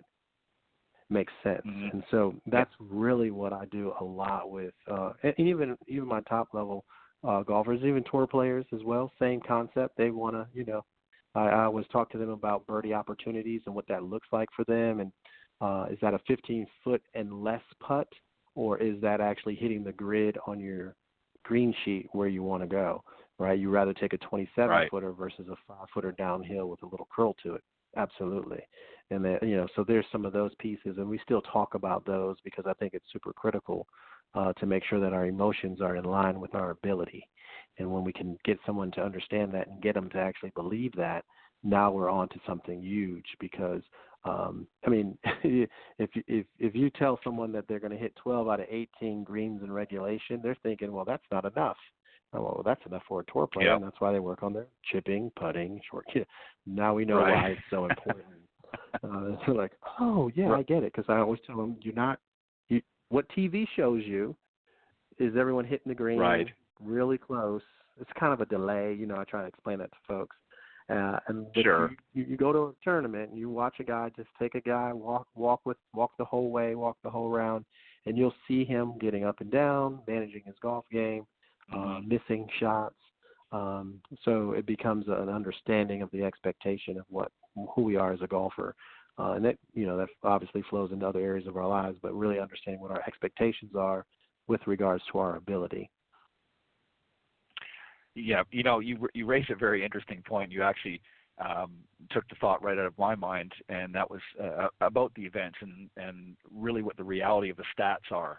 Because when you hear the stats or you look at the stats, it's kind of puzzling to somebody, a junior golfer, because it's thinking, wow, I would have thought, so and so would have, been on the green more than that, because that's what I always see on TV. But you're right, you don't see a lot of the shots in between. So I always tell players or golfers that I'm working with, I always say to them, if you've got an event, within reasonable proximity of where you're living, which they're pretty much everywhere now across the nation, go to a live event. It's great to watch it on TV, but you're not going to learn as much watching them on TV as you are actually going to the event, because you're going to get a reality check when you see that these guys miss shots too. Shots that, you might think, wow, I can't believe so-and-so missed that shot. But the truth of the matter is they're human, just like you are. And there's going to be situations they're going to, snap hook it, not very often, but they're going to hit it into the woods, or they're going to hit it into, some gnarly looking rough over there, or overshoot the green, or hit it deep into a bunker. So they hit some of these same shots that we might hit. It's just that they know, based on the percentage of their success, that they can get up and down from. And that's, again, going back to the champion mindset. A player like Tiger, again, I talked about earlier, I think it was the Buick Open, as I mentioned. Absolutely. He fanned it out, and this was early in his career. He fanned it out into the rough, and it was pretty, ugly looking. And he had some big trees in front of him, and he just hit a nice big, power fade and ended up carving it up onto the green. I think it was about 10 feet from the hole, and people were just awe and knew, and Tiger just walked up there like it was nothing. But again, he knew in his mind what he was able to do. And again, that's obviously the confidence level that comes from working with, years and years and years on your game. But that's something that I always try to encourage people to do, is to go to a live event and just sort of watch these guys and see what really goes on. Because, again, obviously in the wonderful world of media and editing, you're not seeing, occasionally you see a bad shot, but it's usually if it's a leader that's, dropping a stroke or two or something. So let me ask you this, Robert, speaking of strokes, there's been a myriad of theories over the last several decades as to why golfers' handicaps are not going down. So, we've got all the swing gurus, if you will, coming out and saying, well, they need to do this and they need to do that. And they're always talking about the physical part of the game. Do you think in your mind that a lot of changes mentally in the way that players approach the game and think about the game and how they navigate mentally around the golf course would be a better tool to have than just trying to, hit the ball perfect every time? Well, in the game of golf, if you hit it really well, and, I always say that if really well is still pretty poor, but it gets you down the fairway, onto the green, that is really good stuff. And yes, there are clubs you can buy. There are swing aids. There's podcasts. There's lots of things. And I often, in talking with what it is that I do specifically, not just because I do this for a living, but now I'm doing this for a living and actually helping people understand that this is exactly what it is that they're looking for. And that's really why I'm able to see these big swing and / stroke changes in their game, is the mentality. A lot of golf course management, sometimes we talk about that. But really being able to understand how the brain works. Again, the reason why, if you think about it, if this is a percentage of the game, 90% for some, 80, 10, it doesn't really matter what the percentage is. But if there's a percentage of this game, and for most people, they always give me a very high number. So all we're working on, we'll use an easy one, right? We'll say that some people say it's about 75% mental. Right. So that means that we're spending 100% of our time on 25% of our game. There's no reason not to think that we're not going to score better. Even if we can hit the ball better for that 25%, there's still going to be this other there's this other 75% of your golf game that you're not growing. And no champion will ever sit here on any call or any conversation and say that they are willing to not train whatever percentage that is. They will never leave that to chance. And I think that's the difference. And so just as you mentioned, there's actually a golf pro here that I work with, and he actually did a testimonial for me and said, you should go see Robert. It's way better than buying a new club. And I'm thinking, really? Do you think? Like in my mind, I'm actually thinking, well, I might want that TS. I might want this, M5 or M6. It will go a little further. I mean, but it's also going to go a little further into trouble, right? Unless you know what to do when you get there. So it's kind of like, I never really thought of it that way. But yes, when you work on this particular piece of your game, it's almost a guarantee that you're going to lose strokes to your golf game. And I don't think I've worked with anyone that their handicap has increased. I might want to triple check before I say it necessarily, but I'm pretty confident that has not been the case. I think there's some pieces sometimes in the beginning where we are thinking a lot more because we're working on the mental game, where you might not play as well. But then once you start getting this in motion and it becomes trusting the training, then you're back where you need to be and actually improving. And so even with my tour pros, their scoring averages have decreased, and which is amazing to think at that high of a level that we can get somebody to go from a 70.9 to a 70.1 or a 70.2. A lot of regular golfers might not understand how much of an improvement that really is, but that is huge at that level of golf. That's absolutely making more cuts and making more money when we can average that kind of score throughout 4 rounds of golf. So just to see that, because there's this intentionality on working on the mental side of the game, I think as if people continue to kind of work through this, then you will absolutely see a decrease in scores. And it's just, it's just a numbers game for me. If there's a percentage of what it is that you're doing that you're not working on, then you're just not going to get as good as you want to get. And so folks who have decided that they want to become good to great, they get on board and make it happen. Yeah, and that's a great point. We see time and time again every season, as they roll out the new equipment down at the PGA Merchandising Show in January, we see all these people just sort of salivating over the new equipment. And then, once it hits the public, they're all excited about the new drivers or the new wedges or the new putters. And there's certainly some great products, don't get me wrong, or training aids. But the truth of the matter is, despite all of the technological changes, we're still seeing handicaps staying pretty much consistent for the last several decades. And I think a lot of it is, and this is what's added to the frustration for so many players.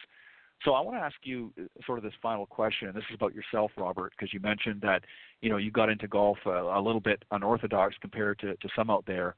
How is understanding or having a better understanding than, say, most on the mental side of the game, how has it helped your game? What are some things that you've noticed about your own game that's helped you overcome some of the challenges that you've had to face? Great question. It's kind of self-diagnosing yourself. So my own WebMD, right, sometimes. But particularly for my golf game, I wish I played more. I am a father of 4 kids. 2 are golfers. One, she'll be 12 tomorrow.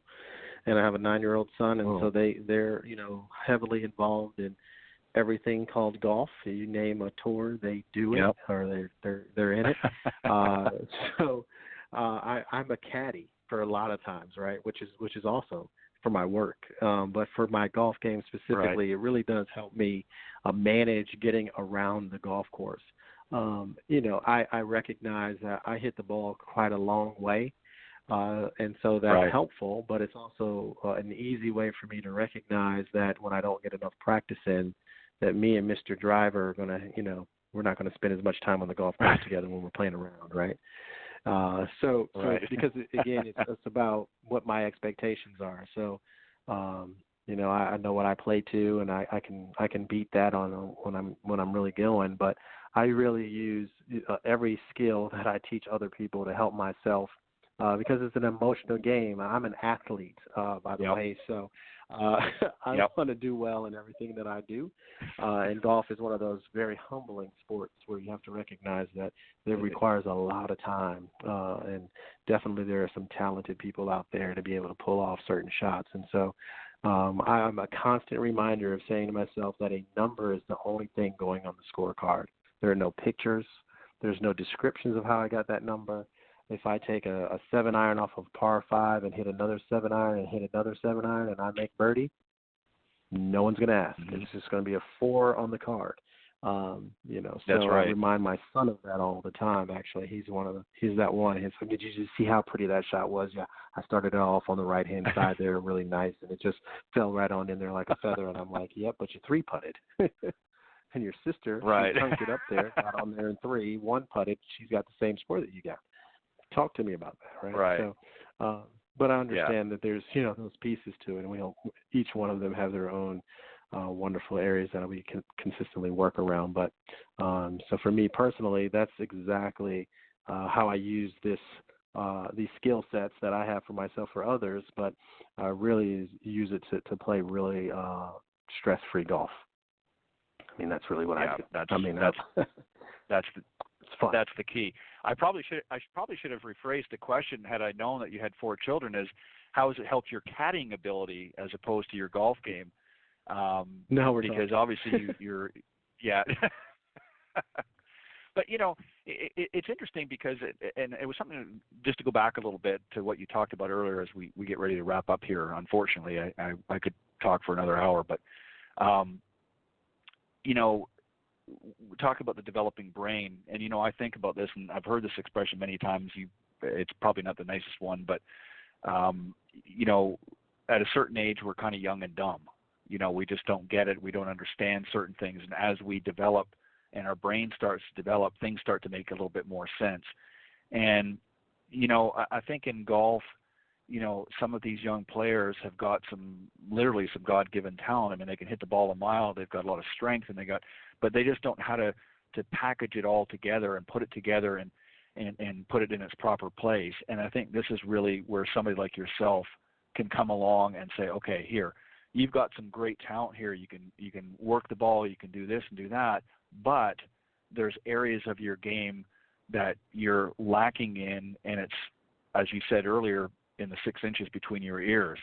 So really you can help them unpack their thoughts a little bit and organize them in a better way that's going to bear some fruit down the road. And I think that's pretty much what you're trying to do, correct? Absolutely. I really want, especially the golfers that I work with, especially when we're talking about juniors specifically, is that I think there is a wonderful thing called information overload, right?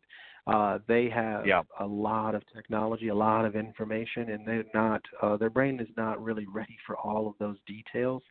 And so we really try to help them understand exactly what they do very well, make them really confident. Because with all that information, it makes you doubt because you don't know exactly where to put it in that fouling system yet. And so that's the difference, right? And we got a very talented kid, and they can do exactly like you mentioned. I mean, I talked to a kid just yesterday. I mean, he's 16 years old. He bombs it out there at 330. I'm thinking, wow, that's pretty awesome stuff. But we're still struggling to make par. So well, let's figure out what we're doing, and then it's always about the mentality or the game planning or the mindset that the kid has when they're out there. And so I really come alongside folks along that journey to really help them develop the mindset of a champion so that they can perform to their ability and so that we can actually start seeing their potential coming more and more into reality for them. And so I think that's a really cool thing that I'm able to do when I'm working with athletes. Yeah, and it gives you a great, personal satisfaction as well. I mean, as a swing coach, if you will, or teaching professional, for me, obviously, it's great to see them understanding the concepts of better ball striking and things like that. And obviously, I don't get into the same. I mean, I do a little bit, but obviously not to the level that you do in your side of the game. But I think that they're integral together. I mean, obviously, you want to be able to hit the ball well, and that's great. But then there's other parts of the game as well that are equally important or more important in some ways. And I think that's where you need somebody like yourself. So, Robert, I want to take this opportunity to thank you for joining me. It's been a really great interview. I've loved having you on the show. And Robert, just read you a little bit more about Robert here, my very special guest. As he mentioned, he played some college football at the University of Pittsburgh. He's also a member of the North American Society for Psychology of Sport and Physical Activity, also the Association for the Advancement of Applied Sports Psychology and American Counseling Association. He's a licensed clinical professional counselor in the states of Maryland and Georgia, and also a national certified counselor granted by the National Board of Certified Counselors. Robert, how can the folks reach out to you, and not just the regular folks out there playing the game, but maybe even some of my fellow coaches and teach professionals that maybe might want to work with you and get your help on some of the champions that they're working with? How can they go about reaching you? What's the best way to do it? Sure. There's two easy ways. One is email, right? My email address is robert@elitemindsllc.com. And my website, you can get to me that way as well and actually take a look at the playbook that I'm working through, and that's at www.elitemindsllc.com. So those are the two easiest ways, and I was laughing earlier because John mentioned that he answers his phone, and I do as well. So I haven't gotten to that part where someone else is. If someone else is my phone, it's one of my kids. So, yes, those are the easiest ways to catch me. Yeah, gotta love a man that answers his own phone.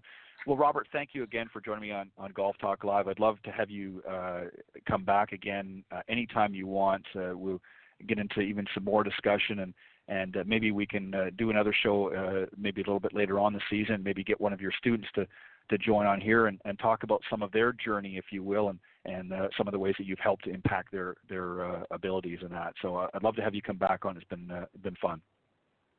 Oh, absolutely. Thank you again for having me. What a blessing. And absolutely, I look forward to doing it again, Ted. All right. Appreciate it. Robert, you have a great weekend and much continued success, and I look forward to having you join me again here on Golf Talk Live.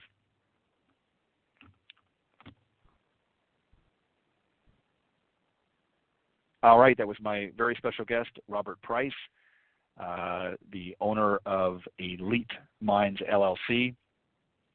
Very interesting guest, a lot of great information, and sort of followed in to what, as I mentioned earlier, our discussion was on the Coach's Corner panel with John Hughes and Pete Buchanan. Thank you guys, as always, for doing a fantastic job. I appreciate you coming on the panel, and again, thank you, Robert, for joining me as well on the interview segment here. Again, Robert Price, the owner of Elite Minds, LLC. So go to elitemindsllc.com and get all of Robert's contact information there. If you want to reach out to him, you can do so there. Just a final quick reminder, don't forget to go to golfswing.com after the show and check out their online video academy. You can sign up, use promo code GolfTalkLive, and get up to 50% savings off the regular subscription price. It's a great deal. They've got a lot of fantastic golf teach professionals and coaches on there with some great tips and training. All kinds of, literally thousands of videos on there. So go to golfswing.com, enter promo code at checkout, Golf Talk Live, for all the listeners of the program, and get a special discount of up to 50% off the regular subscription price. It's well worth it. Also, a final reminder, just to let everybody know, again, I'm going to be on holiday next week, so there will not be a Women of Golf show on Tuesday morning and or Golf Talk Live next Thursday. but I will be returning for both shows the following week. So on that note, again, thank you very much to my special guest tonight and also my sponsor, golfswing.com. And God bless everybody, and I look forward to joining me next time on Golf Talk Live.